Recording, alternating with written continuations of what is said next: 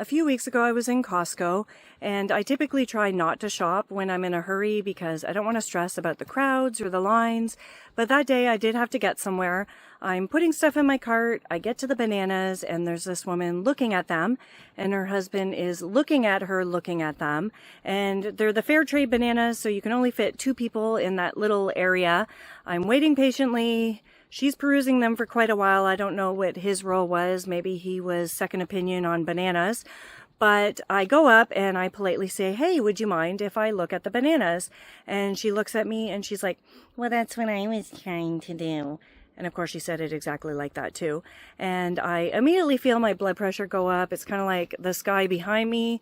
It's a storm starting to brew, but I'm quiet. And she gets what she'd like and she walks away and she gives me this tisk tisk look, which just agitates me even more.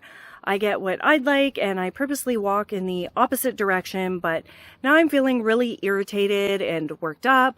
So I quietly start humming to myself a song that I'm singing in my head. Let it go, it doesn't matter, let it go.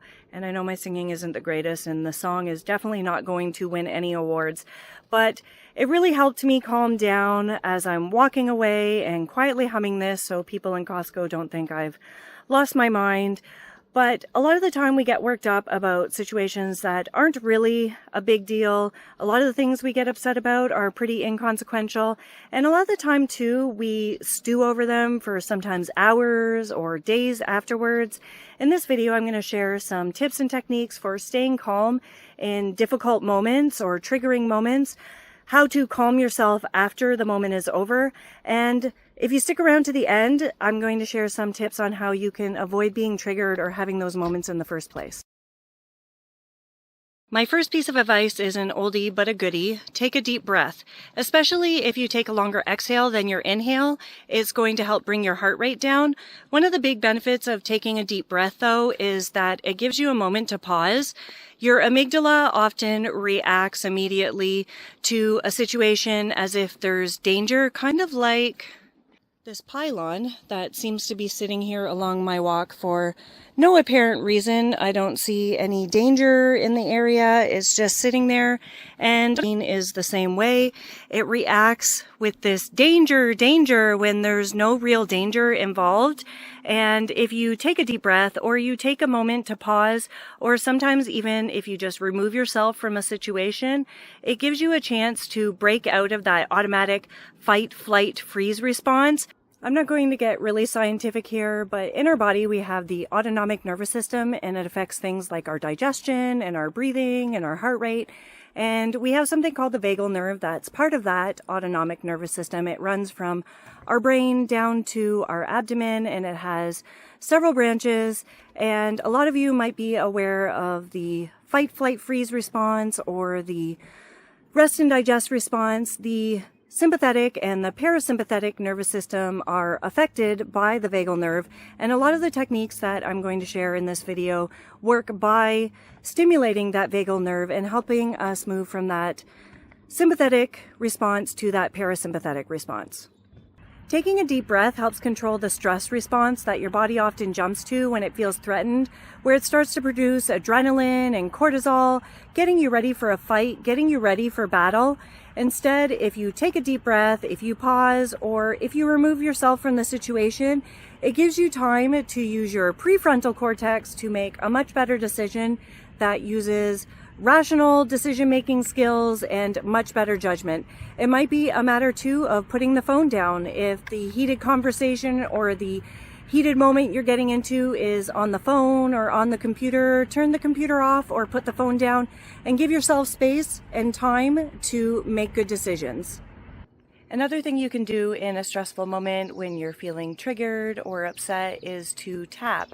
And there are different kinds of tapping techniques, but you don't have to tap in a specific location or in a specific way. There's tapping on your chest, which is going to help calm and recenter you. And it's also going to stimulate your vagal nerve. And the slower you tap, the calmer it's probably going to help you to be.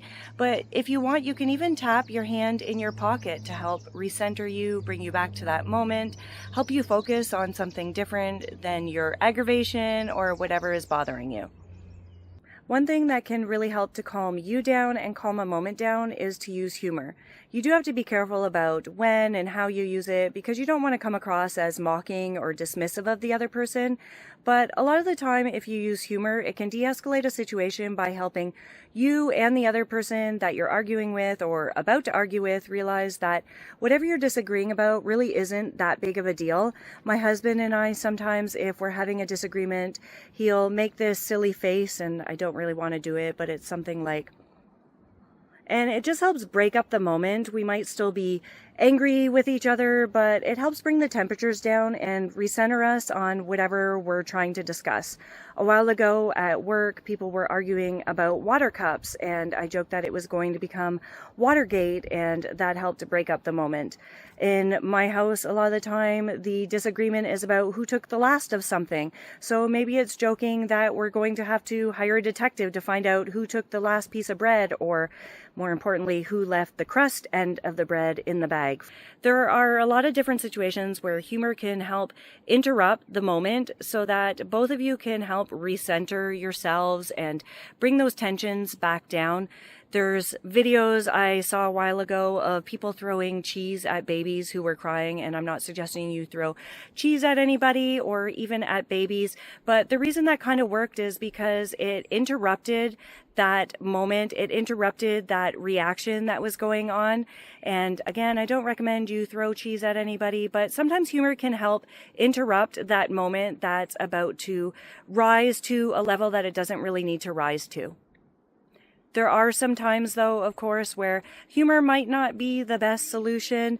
A while ago at work, a customer came in and they were extremely upset and they were screaming and yelling, and the coworker who handled the situation, he was just quiet, let the person kind of get out their frustration. And in that situation, that was the best response, because I can definitely say if my coworker decided to use humor, it probably wouldn't have went very well, and he probably would have ended up with a bop in the nose. Put 'em up, put 'em up. When you have that triggering or stressful moment, having a few tools in your back pocket, like taking a deep breath or using humor, tapping, or just walking away, is going to help you stay calm at that moment. And there are ways that you can remain calm or calm yourself down after you've left that stressful situation. Well, back to filming in my bedroom with cameos from my dog, because OMG, the mosquitoes outside were ridiculous. I talked earlier about how you can calm yourself down during a triggering moment, but often even if you look calm on the outside, once you've left that moment, you still feel stressed out, you're still in that sympathetic state, you're ruminating, you're going over and over whatever happened in your head. There are some ways you can calm yourself down after the situation has passed. One of the things that you can do is hum or sing or laugh. It vibrates your throat, which activates the vagal nerve and helps move you into a more parasympathetic nervous state. But also it helps to relax and calm your breathing. Often if you're upset, you're going to be breathing faster, whereas if you're singing or you're humming, it's going to regulate your breathing, slow that down naturally. It's going to help refocus you. It's extremely difficult to be angry when you're laughing or you're singing. Your body often doesn't know the difference between real laughing and fake laughing, so it's going to release feel-good hormones like dopamine and endorphins. There are a lot of benefits to singing and laughing and humming that are really going to change your state of mind.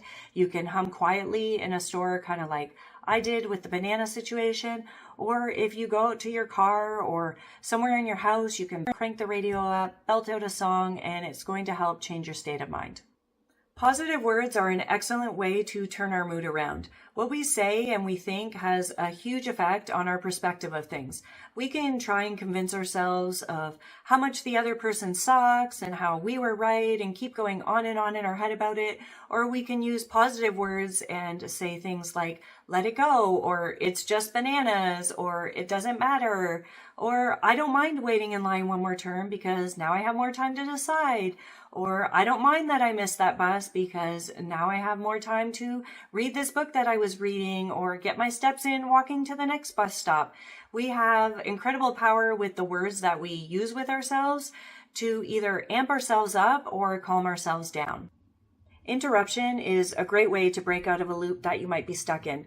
Like when my husband would make a silly face when we were arguing, it stops that stress response that you're having and helps you just to recenter and break out of that. You can splash water on your face, you can do jumping jacks, you can do something physical, which is really excellent as well, because often when you're in that fight or flight mode, it's going to raise your cortisol and your adrenaline levels, and you need to burn that off. So if you dance or you do jumping jacks or you run around or you do something physical, it's going to really help with that stress response. You can take a walk in nature. That's going to help calm you as well. It's going to help slow you down and help you to refocus. If you have a pet nearby, you can pet them, but you don't always have a pet nearby to help you feel better. So taking a walk in nature can really help you to refocus and reconnect with things that matter. You've stayed calm during the situation. You've calmed yourself after the situation. And now we're going to talk about ways that you can avoid being triggered as much in the future. Because even better than calming yourself at the moment is just not getting worked up as much in the first place. One of the best ways you can do that is with perspective. Often we feel upset about a situation thinking that someone was trying to wrong us or piss us off or trying to be rude, when really they weren't even thinking of us at all. How many times have you been cut off in traffic and you think that other person is just trying to be rude, but maybe they're distracted? I am sadly going to admit that there have been some times when I've cut people off, and it's honestly not because I was trying to get anywhere any faster. It was just because I wasn't paying as much attention as I should have. And thankfully now my car has that little beep beep beep thing that tells you when there's someone in your blind spot, but sometimes it's really not on purpose. Maybe that person was having a really bad day. Maybe they didn't see you in line. There are all different kinds of situations that might come up where you might get really upset thinking the person was trying to wrong you or being inconsiderate when really they weren't. There was one time with my husband where I was really upset with him because I thought he was playing his music so loud, and I was so upset because I was trying to rest, and here he thought he had his headphones on and they were working properly, and they weren't. So the sound was in his headphones, but it was also coming out of the speakers. So it became this thing where I'm seething and he thinks he's being considerate. And afterwards we straightened it out. But sometimes it's just our perspective on things that can really change the situation and how we react to it. The second thing that can really help you avoid triggering situations in the first place is to think big picture. Ask yourself the question, will this change their viewpoint or approach? For example, if someone steals your parking spot, and you get angry and you start yelling, is that going to have some kind of effect on how they're going to approach the situation in the future? If you get out of your car and you start screaming and yelling at them and it becomes a screaming match, they're still going to have the parking spot. You're going to have wasted your time, and both of you are going to be worked up for the rest of the day. So ask yourself, what is this going to accomplish? Is this going to change something that really matters for the future, or is it just about me being right? Sometimes when we're upset or angry, it's just about us proving that we're right or what we're entitled to. So think big picture. Think if it's really going to matter down the road, if it's going to change the way someone approaches things or approaches people. If not, it's probably best to just let it go, because you're only going to hurt yourself by getting into an altercation about it. In the end, it's about creating habits that teach your body to have a new automatic response to stressful situations. Instead of the amygdala taking over, hijacking your brain, sending you right to that fight or flight type of response, you can respond with a calm and a measured manner using your rational brain. It's important to remember that you don't have to right every wrong. Some things are worth fighting for, like equality or basic self-respect, but other things aren't worth going to battle for.